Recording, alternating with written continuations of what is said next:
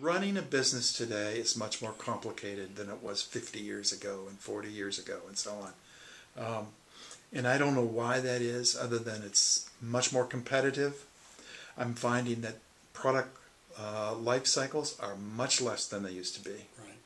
Because of this competitive and its high-tech new CAD systems that can design things like in weeks that used to take years, you know. I find that maybe our leaders should understand that today's business, today's marketplace is very difficult to work in for a business owner. Don't add any more variables to it, boys. Well, yeah, that's for sure. Yeah. That's for sure. And to some extent, I think it's much more complex for a small business than it is for a big business. I was just having a discussion with a guy that runs a Fortune 500 company. And we were talking about the complexity just as it relates to quality control. Well, they've got huge quality control problems because they've got multiple plants and multiple product lines, and you know, they're clearly very, very complex. But they've got millions of dollars to throw at this. Yes. and hundreds of people. Yes. Their resources are enormous. Yes. So in a lot of ways, they've got an easier time dealing with their quality control. And we were specifically talking about the process of getting ISO qualified. We're ISO certified.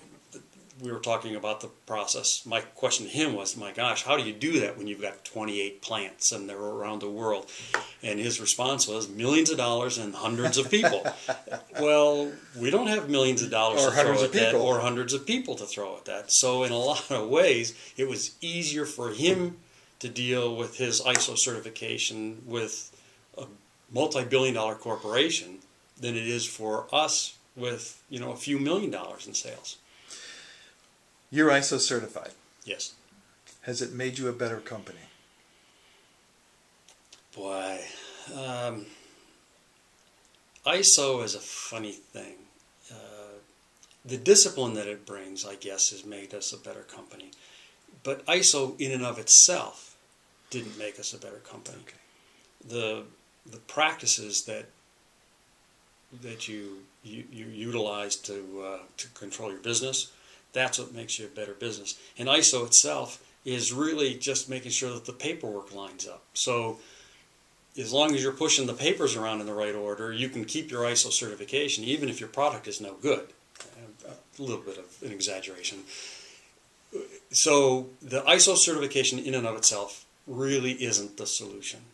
The disciplines that you have to go through to maintain the quality products is, I think, what makes the difference. Okay.